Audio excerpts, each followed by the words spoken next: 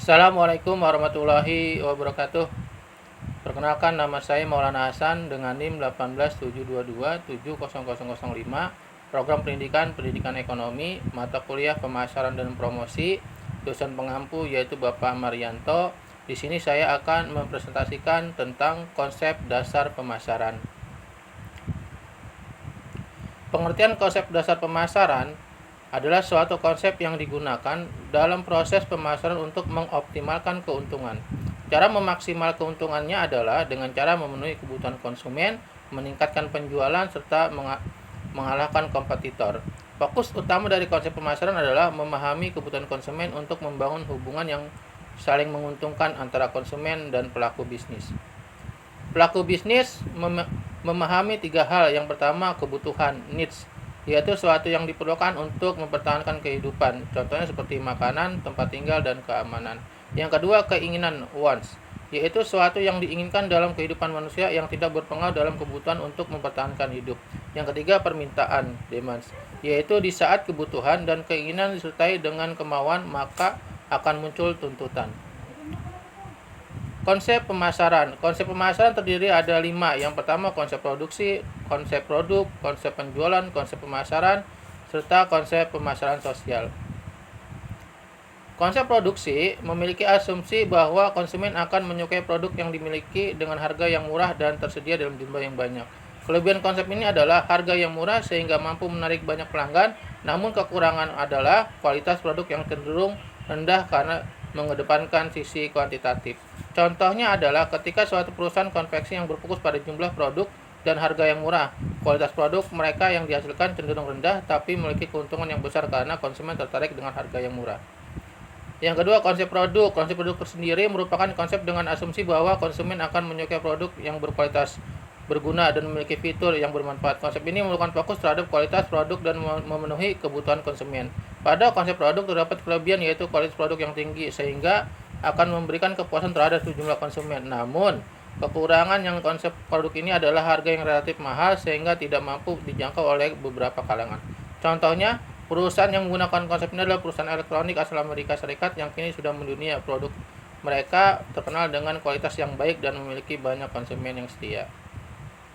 Yang selanjutnya, konsep penjualan. Konsep yang memfokuskan kepada melakukan penjualan dan promosi dalam skala besar. Konsep ini mengharuskan perilaku bisnis memiliki cara promosi terbaik dalam rangka menarik konsumen. Konsep ini memiliki kelebihan terhadap penjual yang tinggi jika mampu memenuhi strategi promosi yang tepat. Namun jika pelaku bisnis gagal melakukan promosi, maka penjualan akan menurun hingga menurunkan keuntungan bahkan kerugian. Beberapa perusahaan e-commerce menggunakan konsep pemasaran ini. Mereka berfokus untuk melakukan promosi besar-besaran agar konsumen menggunakan e-commerce yang mereka ciptakan. Konsep pemasaran yang keempat, ini adalah konsep yang akan menempatkan konsumen sebagai fokus utama. Beberapa yang bisa digunakan dalam konsep pemasaran adalah konten marketing, iklan, dan sosial media marketing. Contoh dalam perusahaan yang menggunakan konsep ini adalah Bangkot yang menayangkan iklannya di berbagai media. Iklan tersebut berhasil menarik konsumen sehingga mereka berhasil menjadi merek kot nomor 1 di dunia.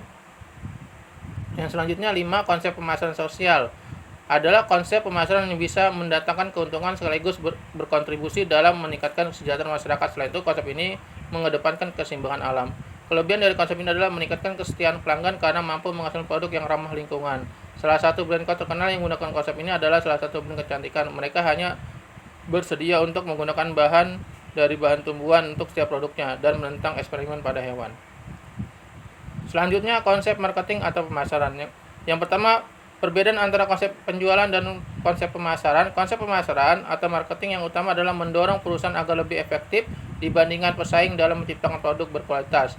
Untuk memuaskan pelanggan, hal ini akhirnya akan mendatangkan laba jangka panjang. Ketika suatu perusahaan menerapkan konsep pemasaran, maka mereka telah menargetkan pasar tertentu.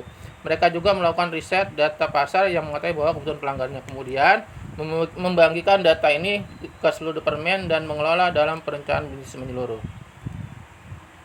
Yang selanjutnya, konsep penjualan. Perbedaan antara konsep penjualan dan konsep pemasaran. Konsep penjualan merupakan upaya perusahaan melakukan penjualan dan promosi agresif skala besar untuk mendapatkan pelanggan.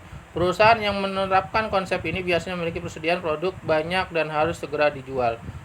Tujuan utama konsep ini, semua produk yang dihasilkan, maka dari itu Perusahaan harus melakukan penjualan pribadi yang agresif, iklan persuasif, promosi penjualan yang luas seperti penggunaan diskon, harga yang besar-besaran, publikitas, dan kuat dan hubungan masyarakat. Sayangnya konsep hard selling ini memiliki risiko tinggi sebab kebanyakan teknik ini tidak mengetahui kebutuhan konsumen. Sementara dengan begitu banyak pilihan pembelian dan tingkat kognitif yang tinggi, pembeli tidak dapat diterima begitu saja.